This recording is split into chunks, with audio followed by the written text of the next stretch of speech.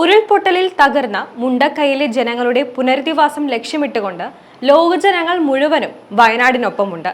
നിരവധി സഹായങ്ങളാണ് അനേകം ആളുകളിൽ നിന്ന് വയനാട്ടിലെത്തുന്നത്.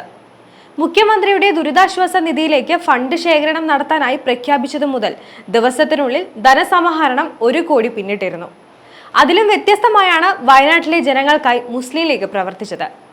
ദുരന്തത്തിലകപ്പെട്ട ജനങ്ങളുടെ പുനരധിവാസത്തിനായി മുസ്ലിം ലീഗ് ആരംഭിച്ച ധനസമാഹരണം 3 ദിവസത്തിനുള്ളിൽ 5 കോടിയാണ് പിന്നിട്ടത്. ധനശേഖരണത്തിനായി വയനാടിന്റെ കണ്ണീരൊപ്പാൻ എന്ന പദ്ധതി മുസ്ലിം ലീഗ് ആരംഭിച്ചിരുന്നു.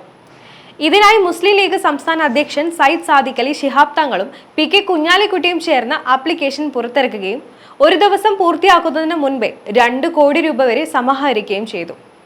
10 രൂപ മുതൽ 50 ലക്ഷം രൂപ വരെയാണ് മണിക്കൂറിൽ എത്തിക്കൊണ്ടിരുന്നത്. മലപ്പുറം ജില്ലയിൽ നിന്ന് മാത്രം 1.95 കോടി രൂപ വരെ സമാഹരിച്ചു.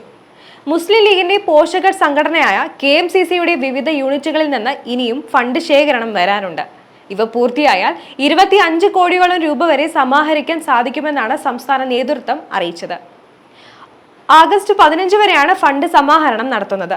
ആ ദിവസം പൂർത്തിയായാൽ സമാഹരണം അവസാനിപ്പിച്ച പുനരധിവാസ പാക്കേജ് അനുസരിച്ചുള്ള കാര്യങ്ങൾ വേഗത്തിലാക്കാനാണ് പാർട്ടി ഉദ്ദേശിക്കുന്നത്.